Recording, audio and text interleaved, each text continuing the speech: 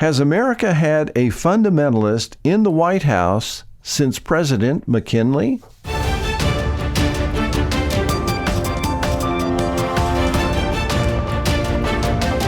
Occupying Till He Comes at Southwest Prophecy Ministries.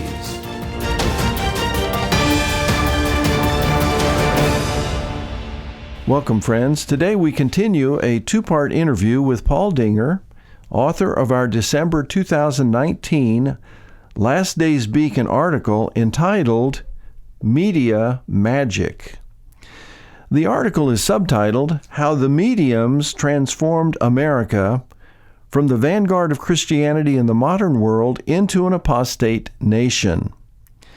Paul Dinger is a serious student of American history who lives in a very historical part of America, the Boston area. Paul has written several insightful articles for Southwest Prophecy Ministry over the years. Paul tells me he's in the process of writing a book, which I've encouraged him to do, and certainly when it's completed, we will be having Paul back on the broadcast to tell us about it. Paul is also the founding editor of the Boston Review of the Arts and is a graduate of Gordon Conwell Seminary. And as I mentioned last week, Paul is a descendant of a Revolutionary War soldier. So his family goes way back into the colonial era. He certainly has a love for colonial history as well as an understanding of modern American history. So Paul, welcome back to the program today. Thank you, David. In your 8-page article, you characterize Presidents Carter and Clinton as fake fundamentalists and President Reagan as a real fundamentalist. Well, in some circles, of course, that would be considered blasphemy because, of course, Carter and Clinton are good Southern Baptists. So could you perhaps explain your statement to us? Well, it's important to point out, in the big picture, sort of a bird's eye view, what you have are two Democrat pseudo-fundamentalists on either side of the Reagan presidency, and Reagan was, as we will see, a true fundamentalist. But by the time that America's 200th birthday was approaching in 1976, and President Nixon had just been driven from office, Americans had had enough of FDR's socialist New Deal and Democrat tricks.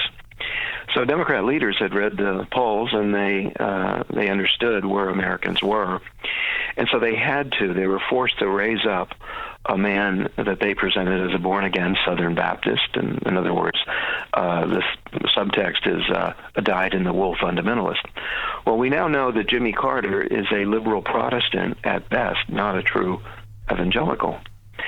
He was instrumental in transforming Iran from a very important American ally in the Mideast to an Islamic theocracy that is now rattling a nuclear sword at America. Carter later revealed himself to be pro-Muslim Palestinian and anti-Israel.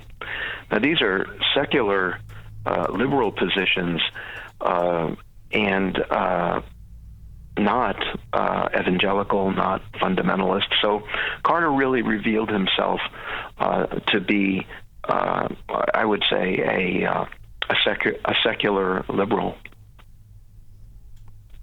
Reagan defeated Carter 4 years later in 1980, and it was a landslide election. Republicans tend to have landslide elections. But as it turned out, Reagan is an authentic fundamentalist. People may not know this, but Reagan was a teenage Bible teacher in a Midwestern fundamentalist church at the time of the Scopes trial. His girlfriend was the fundamentalist pastor's daughter, and the pastor became a mentor to Ronald Reagan. By the time he graduated from high school, his church had expected that he would become a pastor. Now, what is hidden today is that Reagan's 1920s fundamental beliefs, for example, that Russia was the evil empire Gog and Magog that would attack Israel and trigger Armageddon, that this was at the heart of why Reagan went on campaign immediately in his presidency to bring Russia down. Now, obviously, God was involved, but Reagan did end the Cold War, and he defeated America's sworn enemy that had threatened America for nearly a century. Now, on the other hand, we have, after Ronald Reagan and George Bush, Bill Clinton became president by impersonating a born-again Southern Baptist, hint, hint, a fundamentalist. So it was sort of doing the whole Carter trick again. Can I interject a little story about? Can I inject a little story about Bill Clinton that just popped into my head, just to give you an idea what a fake fundamentalist he was? When he was down in Arkansas, of course, he was the attorney general, and then he was the governor for several years. At one point early on in his career, he lost a campaign. I think it was for governor. And so he and Hillary joined the choir at First Baptist Church in Little Rock. And this church happened to televise their Sunday morning services. So Bill and Hillary seated themselves squarely in the middle of the first row. So I mean, it's funny to think about, but so that the viewers in Little Rock could see that Bill and Hillary were good church-going folks, right there in the front row of the choir of First Baptist Church in Little Rock. So he played a good game, and I think he even brought a Bible. I'm not sure where he found it, but nevertheless, he did portray himself as a good Southern Baptist fundamentalist. Well, Clinton, after being elected as, what a good, serious fundamentalist, that is, Bible-believing president, he immediately, it's only a matter of weeks after entering the Oval Office, his administration went to this bizarre 51-day siege of a pseudo-fundamentalist cult in Waco, Texas. And after this 51-day siege, I believe there were 76 people murdered, including women and children. Now, there remains to this day no reason for this.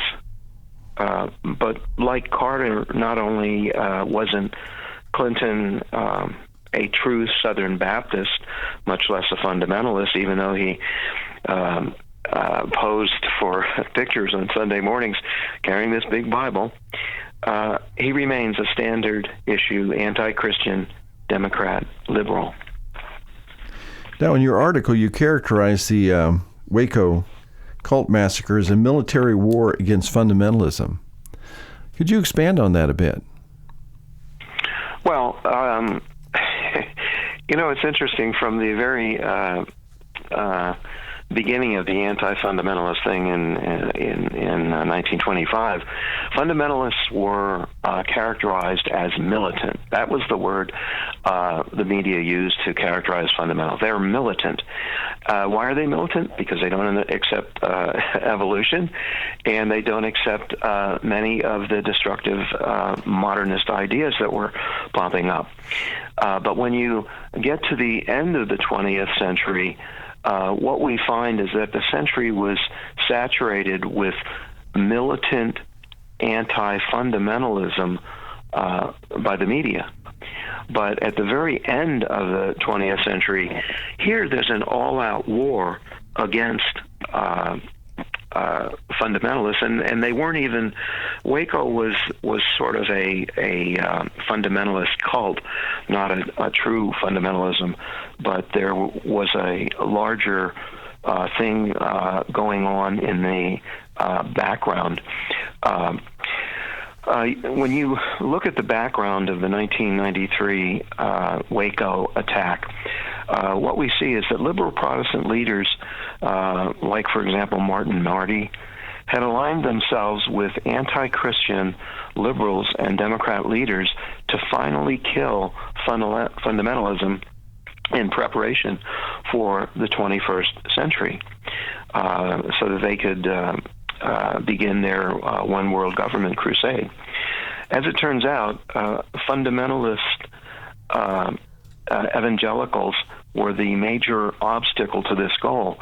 In 1919, President Woodrow Wilson tried to take America into a world government with his League of Nations, and the only obstacle to that were the fact that there were people who believed, there were evangelicals, fundamentalists, who believed that America was God's country, and that to become associated with a world government would be to submit American sovereignty to a world government.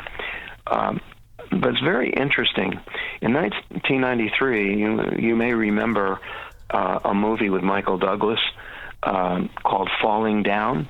Yes, I remember that. And so we see that even Hollywood was involved in this conspiracy to kill fundamentalism.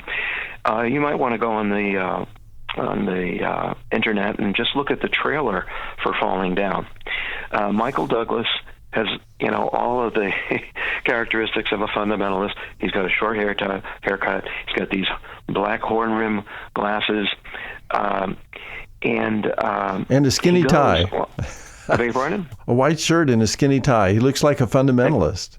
Exactly. He looks like those Jehovah's Witnesses that come up to your door.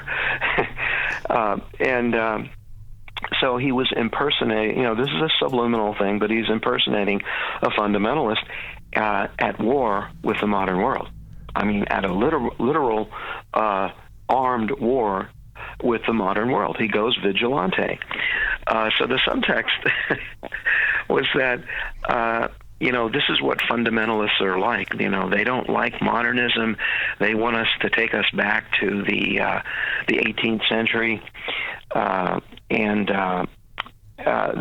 This movie was going on at the time that the horrific Waco massacre was going on. But the Waco massacre was so horrific and such an indictment against the Clinton administration that it stopped this anti-fundamentalist conspiracy from getting any traction.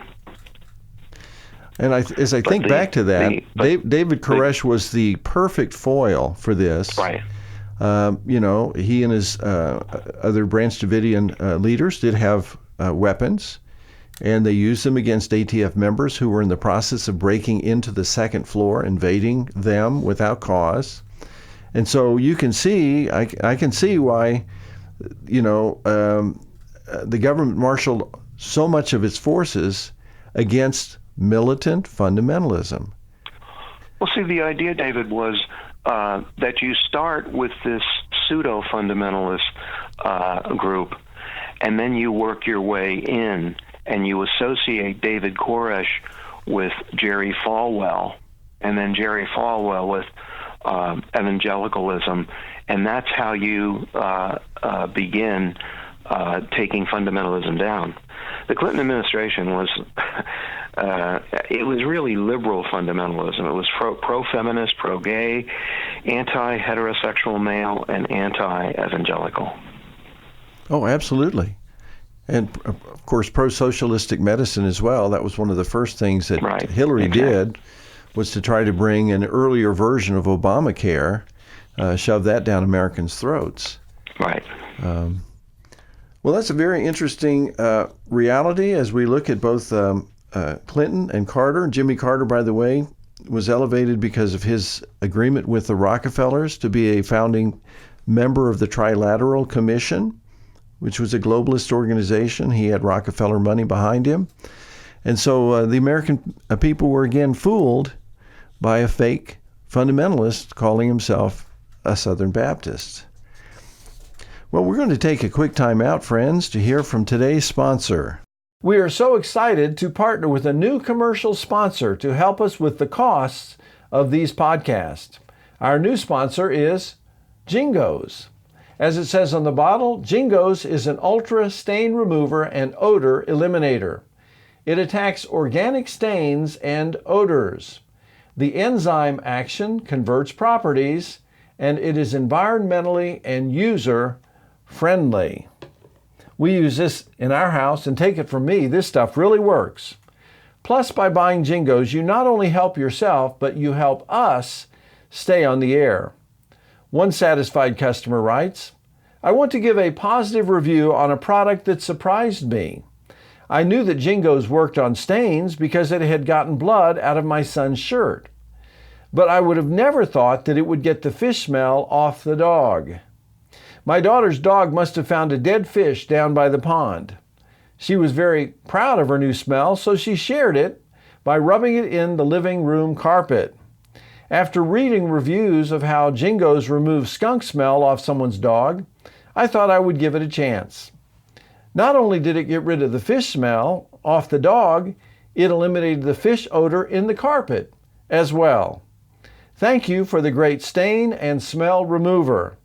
This is from Dr. Luke S., Sturgeon Bay, Wisconsin. Thank you, Doctor. Please stay tuned for more details. By Jingos, it's amazingly fresh and clean out here in beautiful New Zealand. G'day America, I'm Tarby, and I want to tell you about my new ultimate stain and odour remover, Jingos. My Jingos gunk gobblers will tackle stubborn organic stains and eliminate nasty stinking odours at the same time. Jingos effectively removes those little accidents like wine, coffee, dirt, blood, grass, even pet stains, and odours like fish, garlic, even skunk. Jingos is environmentally friendly, safe for use on fabrics, carpet, upholstery, and it works great as a laundry pre-soak on the worst pet or people accidents. Come on America, what are you waiting for? Just go online and order your Jingos for $12.95 and get a 4-ounce travel pack free. Crikey, pay $19.95 and I'll double your order. That's 2 large Jingos and 2 travel packs for just $19.95. Blasted seagulls, where's my Jingos? Welcome back. We are interviewing Paul Dinger, author of our December Last Days Beacon article entitled Media Magic. Friends, you're going to want to get multiple copies of this article. We'll tell you how to do so at the end of today's program. Well, Paul, why do you think one of the more obvious legacies of the Scopes trial today, which 95 years later, is the term Islamic fundamentalism? Well, David, let's begin with this. There is no such animal as Islamic fundamentalism. It is a mind control trick. Fundamentalism is a distinctly and uniquely American development. Dictionaries and encyclopedias once pointed that out. And fundamentalism is inextricably tied to American history. You could say beginning with the Declaration of Independence. But the fact is, the Quran is the complete opposite of fundamentalism.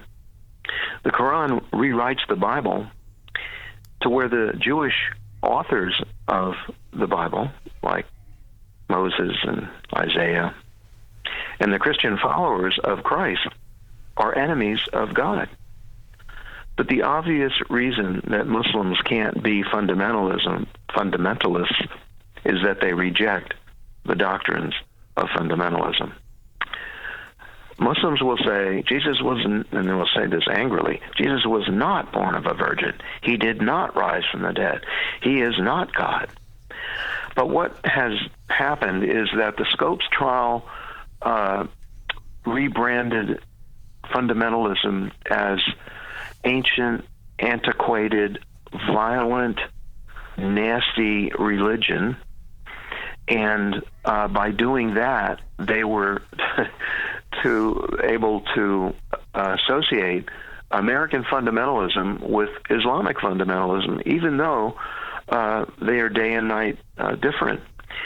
And what you see is that this is a powerful mind control trick that today, when you mention the word fundamentalism, many Americans think not of American Bible believers, but of Islamic Jihad, of the Quran, and thousands of scholars, very bright men, use the term Islamic fundamentalism,